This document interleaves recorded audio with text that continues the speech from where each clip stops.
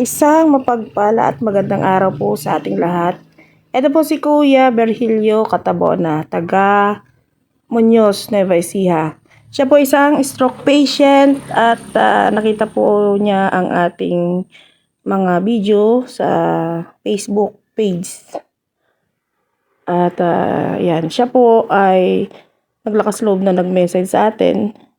At sa unang punta pa nga lang niya dyan, hindi nga siya naisarang sa sobrang dami ng tao. Ayun, ganyan po siya katyaga. Nung pangalawang punta niya, tsaka pa lang siya naisalang ni fighter. At hindi po siya masyadong nakakalakad. Hirap daw po siyang maglakad. Ngayon, tignan natin kung ano ang magiging improvement niya sa unang hawak sa kanya ni fighter. Stroke po siya. So, yung mga nagtatanong po ng stroke,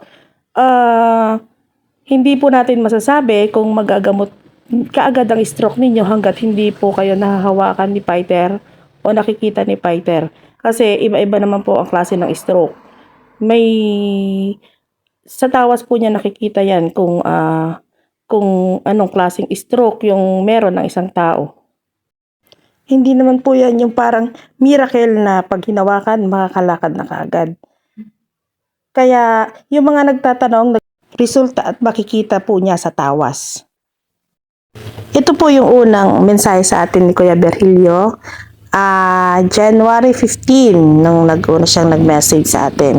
Tapos, sa sobrang haba po ng pila natin, hindi po siya nakapagtyaga na naghintay. Kaya bumalik po siya ng January 23. At ayan nga po, naisalang siya at nahawakan siya ni fighter. Siyempre, tinanong at kinumusta rin naman po natin siya.